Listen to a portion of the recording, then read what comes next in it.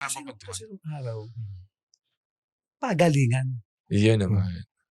Tsaka yun nga, sa konting slots, pag nawalan ka ng isang araw na wag ka muna maglaro, injured ka, parang kinakabahan ka na. May papalit ka na. Bukas, may na. laro, mayroon pa ba akong slot bukas? Kaya kumbaga sa kutsilyo, araw-araw, hinahasa Oo. ang kutsilyo. Kasi nga may parating. May lagi, di ba? Taon-taon, may May magpapadra. papalit, yes. So, kung hindi ka magdadagdag ng yung mag-i-improve sa yung laro, alam mo, player para nasa microscope yan, tinitignan sa scouting. Yes, diba? Ito tama. strength mo, ito weakness mo. O, pag nakita nila yung weakness mo, hindi ka nag-improve doon, the end ka na. So, kumbaga sa basketball, lagi ko sinasabi, pag sa PB, pumasok kami, dala kang 45, see to it next year, meron ng revolver ka na. May armalate ka sa susunod. Dagdag ka ng dagdag.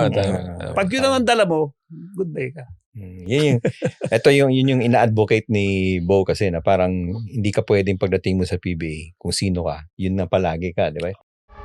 Nagkakainitan na ba? Sure ka bang nagliliyab na ang usapan? Kapit lang sa Sureball na Kwentuhan.